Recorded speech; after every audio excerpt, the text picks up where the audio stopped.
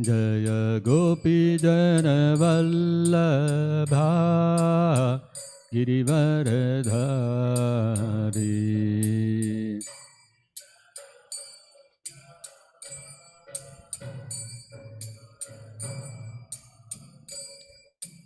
यशोदनन्दन व्रज जनरञ्जना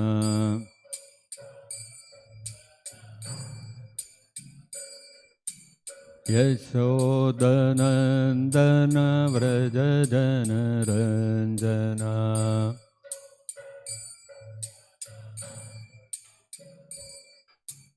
यमुनातीरावनचारी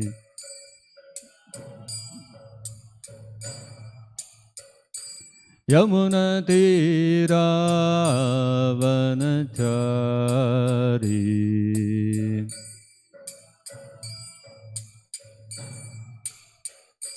जय राधमाधवा कुंज विहारी।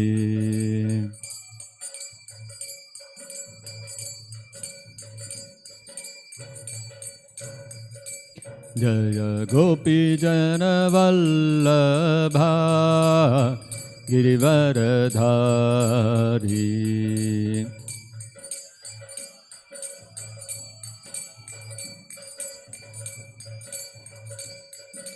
यशोदनन्दन व्रज जनरञ्जना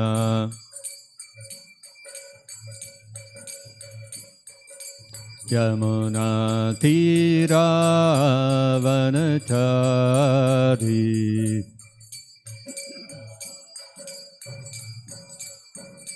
यमुनातीरावनचारी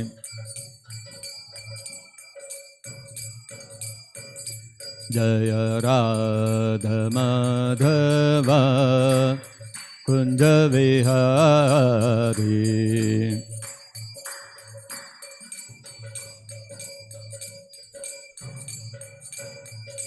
जय राधमाधवा कुंज विहारी।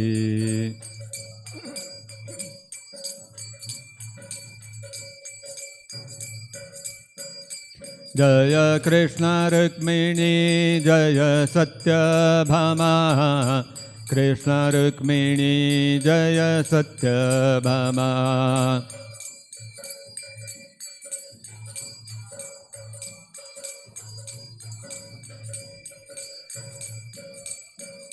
जय कृष्ण बलराम जय कृष्ण बलराम कृष्ण बलराम जय कृष्ण बलराम।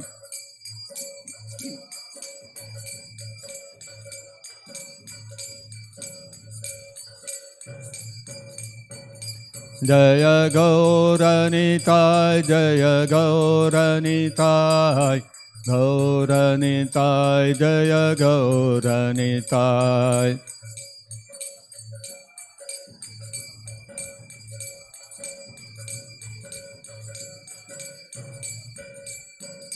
जय जय प्रभुपाद प्रभुपाद प्रभुपाद प्रभुपाद।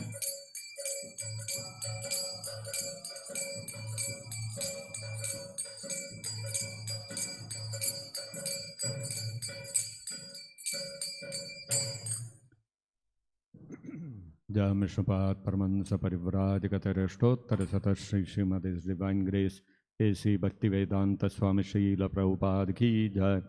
जय विष्णुपाद परमहंस परिव्राजगतरेष्ठोत्तर सतत श्री श्रीमद डिवाइन ग्रेस श्रील भक्ति सिद्धांत सरस्वती गोस्वामी महाराज की जय। अनंत कोटि वैष्णव वृंद की जय। प्रेम से कहो श्री कृष्ण चैतन्य प्रभु नित्यानंद श्री अद्वैत गदाधर श्रीवासदि गौर भक्त वृंद की जय। ग्रंथराज श्रीमद्-भागवतम की जय। श्री श्री कृष्ण रुक्मिणी सत्यभामा की जय। श्री श्री कृष्ण बलराम की जय। श्री श्री गौर निताय की जय। जगत गुरु श्रील प्रभुपाद की जय। निताय गौर प्रेमानंदे हरि हरि बोल। Om Namo Bhagavate Vasudevaya. Om Namo Bhagavate Vasudevaya. Om Namo Bhagavate Vasudevaya. Reading from Srimad-Bhagavatam, Canto 3, Chapter 24, The Renunciation of Kardama Muni. Text number 20. Maitreya Uvacha Tau Asvasya Jagad Srashta Tavasvasa Jagat Srashta Tavasvasya Jagat Srashta Kumaraihi Saha Naradaha Kumaraihi Saha Naradaha Kumaraihi Saha Naradaha Hamso Hamsena Yanena Hamso Hamsena Yanena Hamso Hamsena Yanena Tri Dhama Paramam Yayau Tridhama Paramam Yayau Tridhama Paramam Yayau Maitreya Uvacha Tavasvasya Jagat Srashta Kumaraihi Saha Naradaha Hamso Hamsena Yanena Tridhama Paramam Yayau Maitreya Uvacha Tavasvasya Jagat Srashta Kumaraihi Saha Naradaha Hamso Hamsena Yanena Tridhama Paramam Yayau.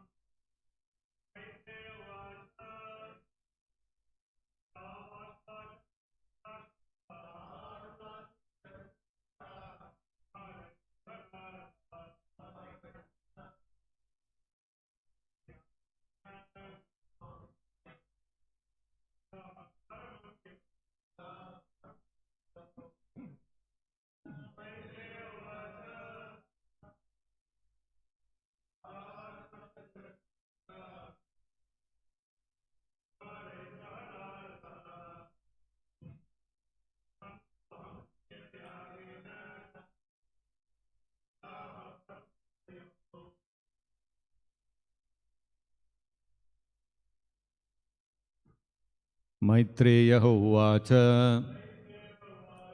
Maitreya said, Tau, the couple, Asvasya, having reassured, Jagat Srashta, the creator of the universe, Kumaraihi, along with the Kumaras, Sahanaradaha, with Narada, Hamsaha, Lord Brahma, Hamsena Yanena, by his swan carrier, Tridhama Paramam, to the highest planetary system, Yayau, went. Translation and purport by His Divine Grace Srila Prabhupada. Sri Maitreya said, after thus speaking to Kardama Muni and his wife Devahuti, Lord Brahma, the creator of the universe, who is also known as Hamsa, went back to the highest of the three planetary systems on his swan carrier with the four Kumaras and Narada. Kindly repeat. Sri Maitreya said, After thus speaking to Kardama Muni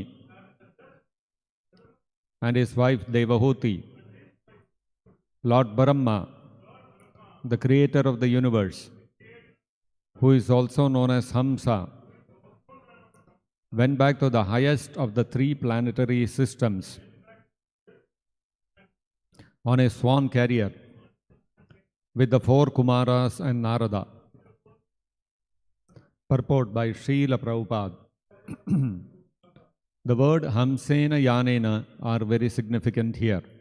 Hamsa Yana, the airplane by which Brahma travels all over outer space, resembles a swan. Brahma is also known as Hamsa because he can grasp the essence of everything.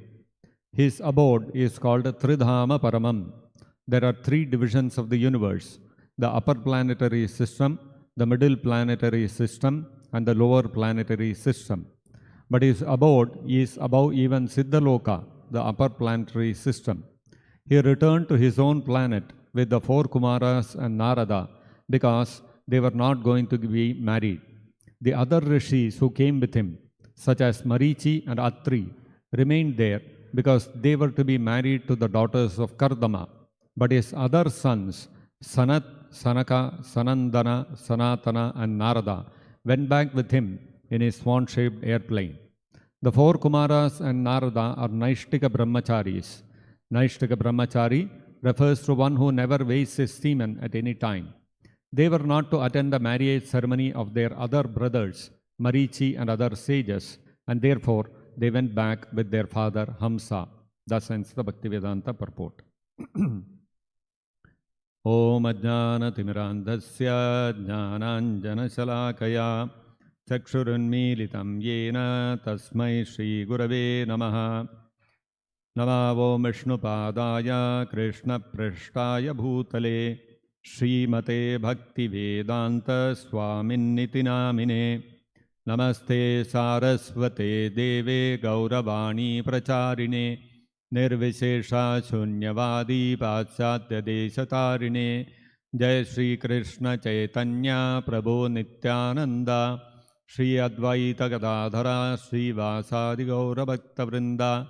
Hare Krishna Krishna Krishna Hare Hare Hare Rama Rama Rama Hare Hare. Mokam karoti vachalam pangum langhayate girim yat kripatamaham mande Shri Gurum Deenataranam. So here Brahmaji, having come and met Devahuti and Kardama Muni, knowing that the Supreme Lord is going to advent, he is going to incarnate as the son of Kardama Muni and Devahuti, as Kapila Muni, he has come to congratulate Kardama Muni. And having completed his discussions with Kardama Muni, Lord Brahma is going back to his abode. Lord Brahma is referred to here as Jagat Srashta. He is the creator of this universe. Of course, he is not the primary creator. The ingredients for the creation are already present when Lord Brahma was born. And by the instructions of Vishnu, Lord Brahma further carries out the secondary creation of this material universe. Basically, he causes the manifestation of the different forms of the living entities within this material universe, which in its subtle form has already been created. By the supply of the ingredients, Pradhana has become Mahatattva, and further into Prakriti, and further division into Gunas, the objects of the senses, etc. So now, Brahma, who is the creator of the universe, if he has to create this universe, naturally he has to be a very intelligent person. It cannot be an incompetent person who can create this universe. It is said that once one Muni wanted to know what goes on in the mind of Brahma. And therefore, he meditated upon Brahma and did a lot of tapasya. And finally, Lord Brahma appeared before him. And he asked him, what benediction do you want? The Muni replied, I want to know for a few seconds or a few minutes, I want to know what goes on in your mind. Lord Brahma said, are you sure you want to know what all goes on in my mind? He said, yes, I want to know. For a few minutes only, I want to understand what goes on in your mind. Lord Brahma said, okay, if you want it, I'll grant it. And he granted him the boon. And immediately, whatever was going on in Brahma's mind started flowing through this Muni's mind also. But the amount of information and the kind of information and the quantum and the speed at which it was being processed was so intense that Muni's head broke into million pieces. He could not, there was no capacity in his mind to be able to process all that goes on in Brahma's mind. So we can imagine, Brahma is the chief of all the devatas. He is the creator of all the devatas. Lord Shiva is born from him. Indra is born from the Munis who are born of Lord Brahma. So like this, every devata who is there, every created living entity in this material world is finally stemming from Brahma, is finally born of Brahma. So that Brahma is highly intelligent. He is the most intelligent person, Adi Kavi. He is the most intelligent person in this material universe because he has been entrusted with the creation of this material universe. So naturally, his intelligence cannot be matched by anyone else within this material universe. And therefore, he has 4 heads. So that much intelligence is needed to be able to carry out the creation of this material universe. So that Brahma, because he is so highly intelligent, he can very quickly grasp the essence of everything. And that is why at the beginning of the creation also, Lord Vishnu, when he spoke to Brahma, he spoke only 4 verses of the Bhagavatam. Chatushloki Bhagavatam. 4 verses of the Bhagavatam he spoke, and immediately Brahma understood the entire Bhagavatam. The entire Bhagavatam is 18,000 verses. And Brahma managed to understand everything from just 4 verses of the Bhagavatam spoken by Lord Vishnu. That is the level of intelligence of Brahma. And therefore, Brahma is also called Hamsa. Why? Because Hamsa, the swan, is such a bird. If you give the swan a pot of milk mixed with water, the swan will take out the milk. It will filter out the water. It will take the milk and leave behind the water. The swan has got such a capacity. And so therefore, in that sense, Brahma is called Hamsa because he can capture the essence of what is being said and he can filter out all the other irrelevant pieces of information which may be present. So the Bhagavatam itself is the essence of the entire scriptures. Nigamakalpataror galitam phalam. It is, the Bhagavatam is said to be the ripened fruit of the desired tree of the Vedas. The Vedas, they have so much information in them. But if you ask what is the essence of the entire Vedas, the Vedas they carry so much information. So if you ask what is the essence of the Vedas, then it is very difficult even for the greatest learned Muni and scholar to be able to come out with an explanation of what is the essence of the Vedas, entire Vedas.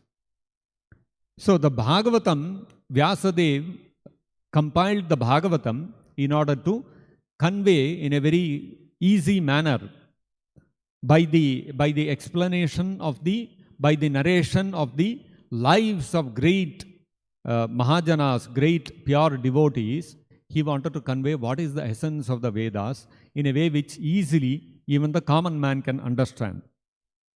Especially in Kali Yuga, when the intelligence of the people is very degraded. Mandaha samandamatayo mandabhagya hyupadrutaha kalavasmin yuge janaha. So in Kali Yuga, people's intelligence is very low. That's what the Bhagavatam says. So somebody may say, how can you say that people's intelligence is low? We are inventing so many things, discovering so many things. We have invented the aeroplane, which the earlier, you are saying that all the rishis and sages were very intelligent, but they never invented an aeroplane. They never invented the cameras and the mobile phones that we have today. They did not invent artificial intelligence. They did not have ChatGPT. We have done all that. So how can you say that they are more intelligent than us? The reply is very simple. When intelligence is engaged in Jada Vidya, knowledge of matter which has no consciousness, that kind of intelligence is not called real intelligence in the Vedic literature. If somebody is too much attracted to Jada Vidya, to the knowledge of dead matter, then that person is called unintelligent in the Vedic scriptures. Why? Because he is delving with, he is utilizing his most valuable and rare human form of life in understanding dead matter, which is anyway temporary and which will get destroyed. All that we are inventing today, including our artificial intelligence, will all get finished, will get destroyed one day. There is a beginning and there is an end for all these things.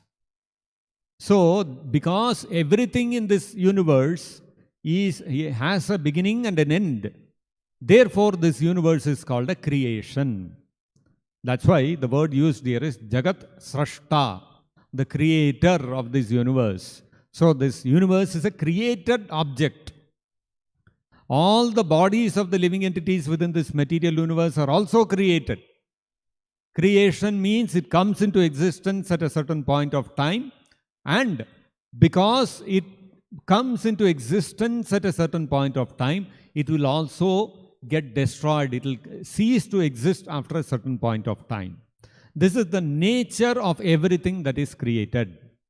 And therefore, this material universe is called a creation, because everything in this universe, including the universe itself, comes into existence at a certain point of time and then ceases to exist at a certain point of time. Even the modern scientists agree to this. They also know. They have been trying to date and figure out when this universe came into existence, and they have their own calculation, and they say so many billions of years ago, some black hole was there, and then there was an explosion, and then, whatever their theory is, Big Bang and all those kind of things. But they also agree on this point that this universe was created at a certain point of time. Of course, they have their theory who created. They say nothing was there and a Big Bang happened and creation happened automatically. We say that creation happened by the will of the Lord. That's the only difference. We have a person who created, whereas they say there was no person who created. But they also have to accept the fact that this universe is created, and that means it has come into existence at a certain point of time. And because it has come into existence at a certain point of time, even the scientists also calculate and tell so many billions and trillions of years later, this universe will vanish. And therefore, everything within this universe is also created.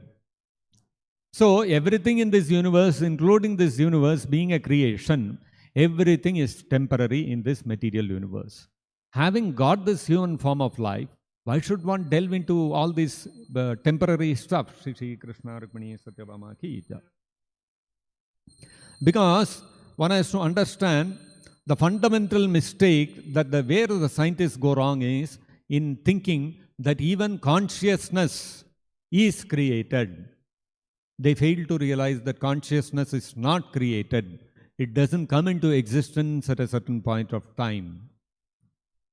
Therefore, people, when they say, we have now created artificial intelligence, so very soon we will also be able to create sentient artificial intelligence, meaning artificial intelligence which also has consciousness, awareness of itself and the surroundings. Consciousness is such a thing, you become aware of yourself as well as of the surroundings around you through the senses. So consciousness is what converts the sensory, whatever inputs are there, into an experience, a pleasant experience or a distressful experience. So people, because the material scientists and people of the modern Kali Yuga, because their intelligence is very dull, they think we have created artificial intelligence. Intelligence is something which is material. Krishna also tells in the Bhagavad-gita that his material, inferior material energy, which has no consciousness, which is dull matter, what does it comprise? There are 5 gross elements. And 5 gross elements: earth, water, fire, air, ether. Bhumi, rapo, analo, vayu, kham, mano, buddhi, revacha. And Krishna says there are subtle elements also. What are the subtle elements? Mind, intelligence, and false ego. And Krishna says, Bhinna me prakritir ashtada. Krishna says all these 8 are dull matter. Even our intelligence is dull matter. Therefore, you can create a robot which looks like our dull material body, which can perform the same functions even better than our own body. Seeing, smelling, tasting, hearing, all these things they may be able to do. They can duplicate because it is dead matter. So the senses are made of dead matter, so you can create something from dead matter which resembles our senses. Somebody can do that. They can create artificial intelligence also, because even intelligence is dull matter. But consciousness, they cannot replicate. It's not possible. They may say, we have created artificial intelligence, so very soon we will be able to even have sentient artificial intelligence. Not possible. They can go on trying for millions and zillions of years. Not possible. Because simple fact is, consciousness is not created. Intelligence is created. Mind is created.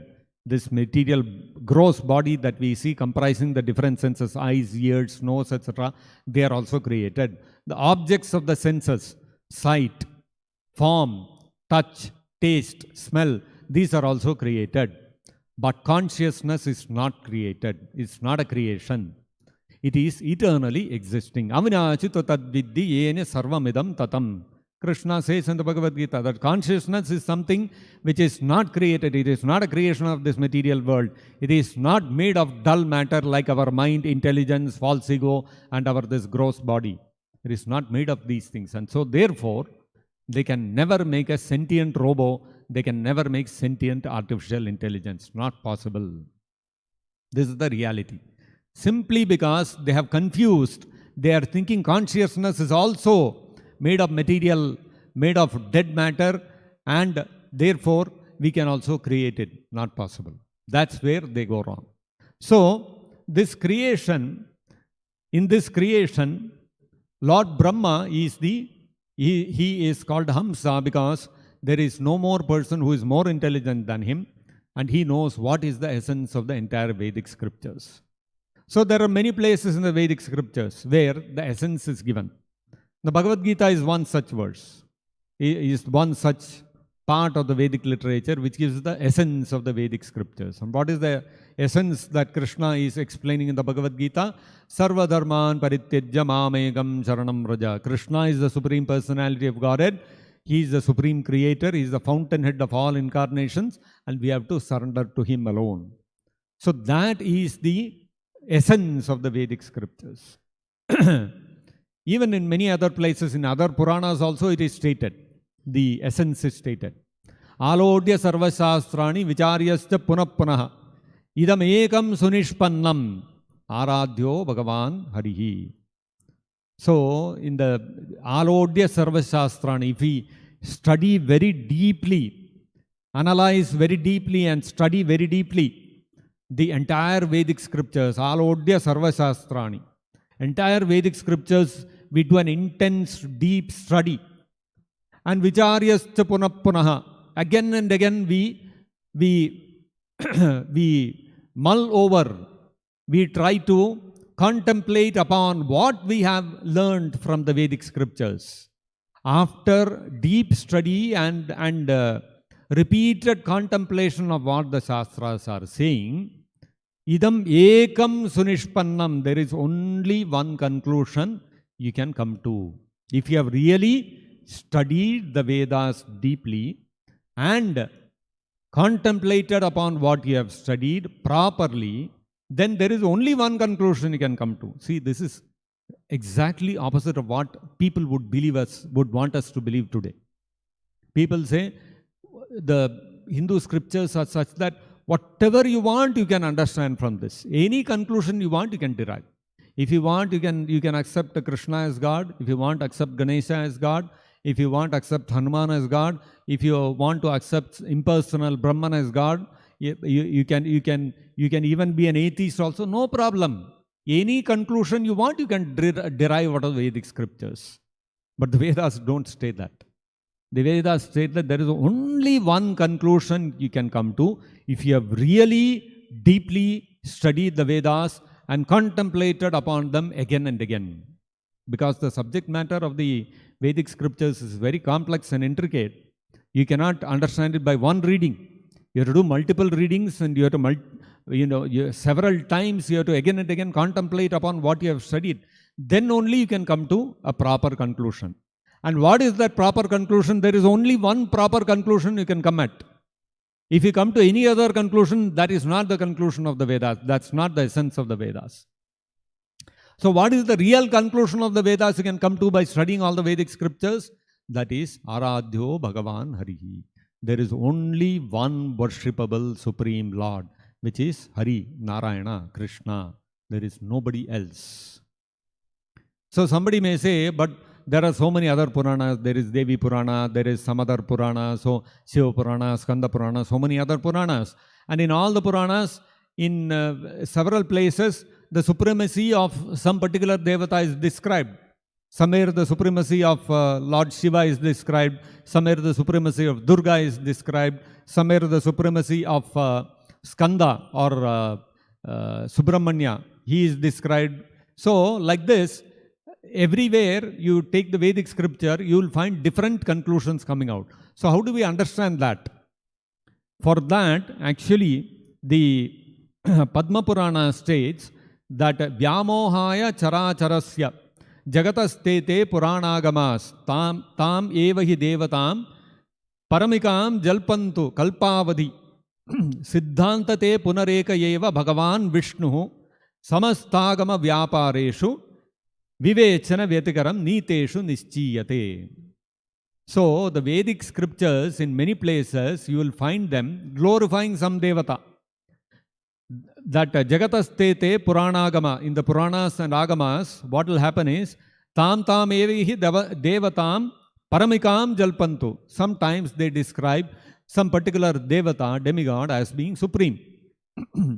But why the Vedic literatures which are saying that the only conclusion you can come to is that Narayana is the supreme? Why do they describe some other Devata as the supreme in different places? Somewhere Lord Shiva, somewhere Durga, somewhere Ganesha, somewhere Indra, somewhere Surya, somewhere Somadeva, etc., etc. Why? Why is it like this? So the reason is Vyamohaya Characharasya. To delude the living entities, these kind of multiple conclusions are shown in the Vedic scriptures. But if you delve deeply and sincerely, then Siddhante Punareka Yeva. The actual conclusion, Siddhanta, the end, the Siddha Anta, the end of conclusion of the Vedic scriptures, finally, what are the Vedic scriptures saying? There is only one thing, Eka Eva. What is that? One conclusion actually which is there in the Vedic scriptures, Bhagavan Vishnu. Samasta Agama Vyapareshu Niteshu Nischiyate.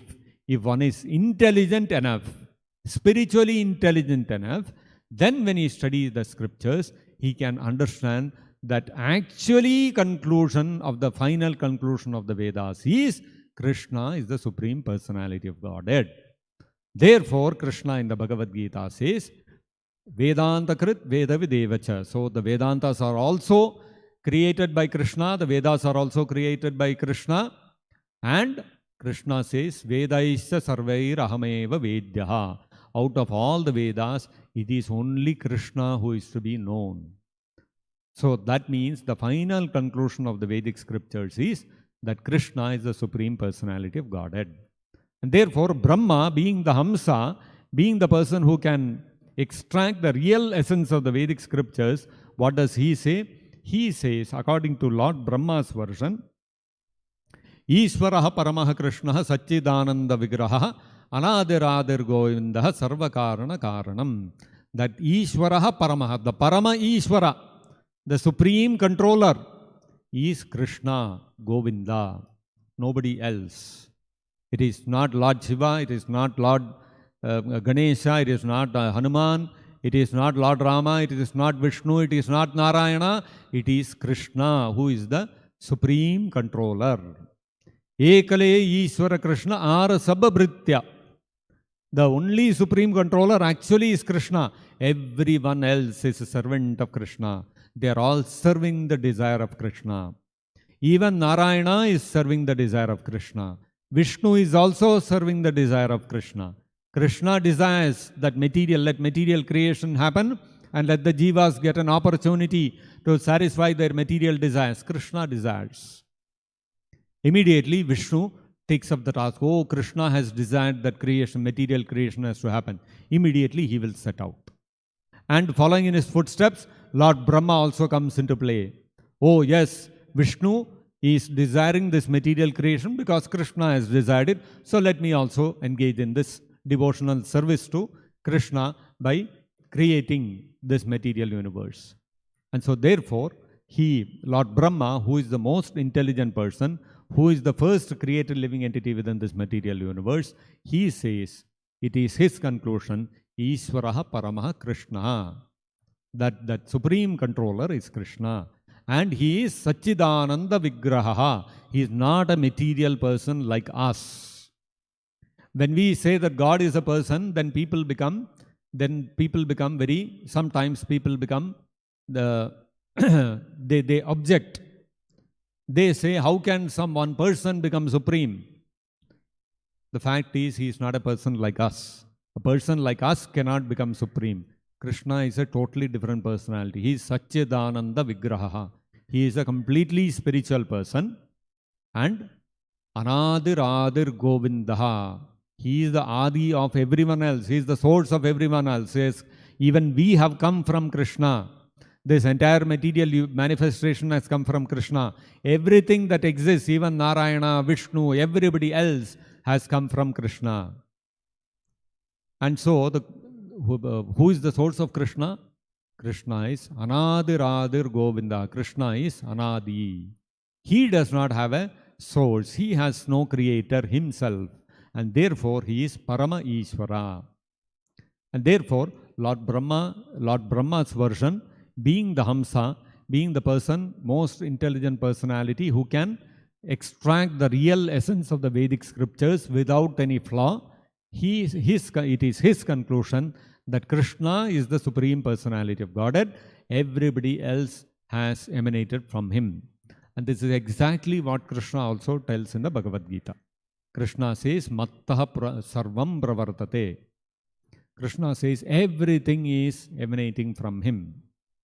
So, therefore, we have to understand, if we have to come to the real conclusion of the Vedas, then we have to follow in the footsteps of Lord Brahma.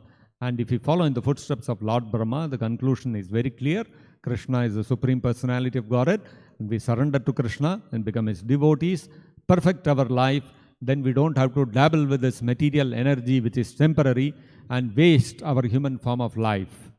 Unlike people who are so much engrossed in matter that for them matter is everything. They don't realize, foolishly they don't realize that actually matter is temporary. So there is no point in dealing with it, in trying to manipulate it and create an aeroplane and a skyscraper and artificial intelligence, all these things. What is the use? There is no use in dealing with all these things. And that's why the rishis, the sages of the Vedic times, they never bothered about all these things. They never bothered to create aeroplanes. They never bothered to build skyscrapers. They never bothered to invent mobile phones and tablets and computers, because all of it is temporary.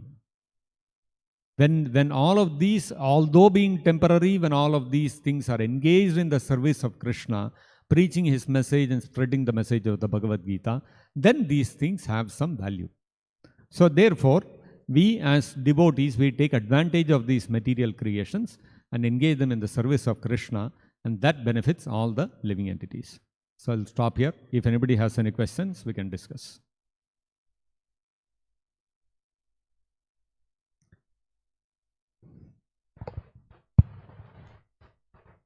So we'll stop here. Grantharaj Srimad-Bhagavatam ki jai.